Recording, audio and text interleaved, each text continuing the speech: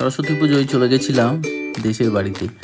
দেশের বাড়ি পানাগড় ছোট রামচন্দ্রপুর, বর্ধমান ডিস্ট্রিক্ট। আর সরস্বতী পুজো আর দুর্গা পুজো, এই দুটো পুজোতে গ্রামের বাড়ি যাবই যাব। আর সরস্বতী পুজোর আরেকটা বিশেষত্ব আছে, উত্তরপাড়া দক্ষিণ পাড়া। বিষয়টা মজার ছলি একটু এপাড়া ওপাড়া। তো এবছরের পুজোটা বেশ ধুমধাম করেই হয়েছিল।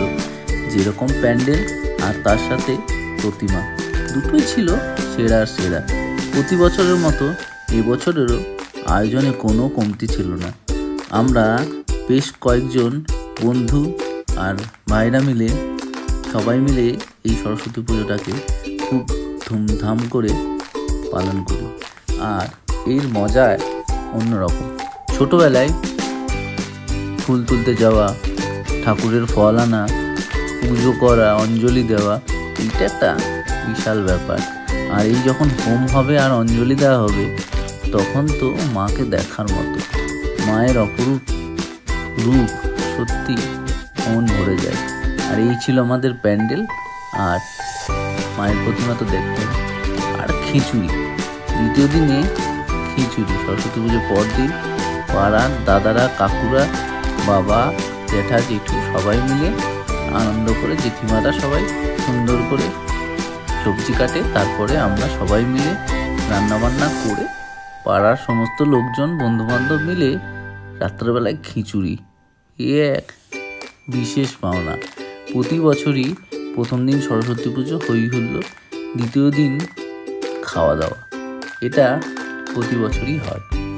আর এর টান সত্যি বলে বোঝানো যাবে না। প্রতি বছরের ন্যায় 2024 সালেও সবাই মিলে সরস্বতী পুজো খুব দারুণভাবে এনজয় করলাম। আর এই পুজোর সময়ে আমরা সবাই মিলে আগামী বছরের প্রস্তুতিটাও আলোচনা করে নিই। এই সরস্বতী পুজোর খিচুড়ি যেদিন হয় সেদিন রাত্রে। আর পরের বার কী ভালো করা যায়, আরও কি কি হবে না হবে, একদম বিশাল রাজকীয় একটা আলোচনা হয়। বাট পরের বছর আর সেই রাজকীয় ব্যাপারটা হয় না, তবে খুব ভালোভাবেই হয়। আর সন্ধ্যা আরতি, এটা মায়ের যখন আরতি হয় সন্ধ্যাবেলায়, এটাও দেখার মতো। মায়ের মুখটা সত্যি সারা বছর মনের মধ্যেই থাকে।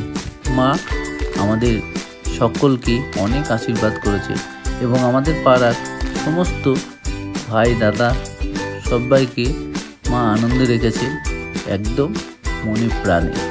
তো এই বছরের মতো পুজো এখানেই শেষ।